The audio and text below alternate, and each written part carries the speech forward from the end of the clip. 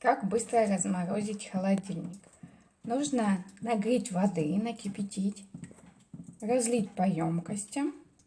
Можно просто кастрюльку поставить на досточку деревянную. И это все поставить в морозильную камеру. Вот морозильная камера намерзшая. Вот закрываем ее. И так вот сделать со всеми ячейками. Здесь водичка стоит. Вот она потихонечку все размораживает. Вот лед там внутри намерз. Вот большая кромка льда.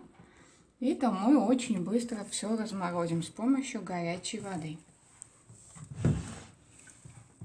Вот водичка стоит уже где-то минут, может, 10. И холодильник уже разморозился процентов на 20.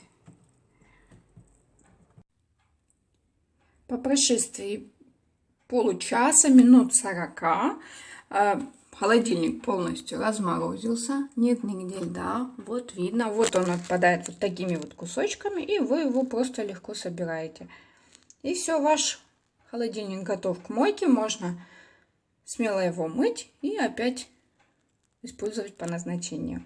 Вот такой простой способ быстрой разморозки холодильника. Даже если он очень сильно у вас намерз. Если очень-очень сильно, то, возможно, вам понадобится час, но не более. Всем желаю удачи, пользуйтесь на здоровье. Если вам понравилось, ставьте лайки, подписывайтесь на канал. Всем пока-пока!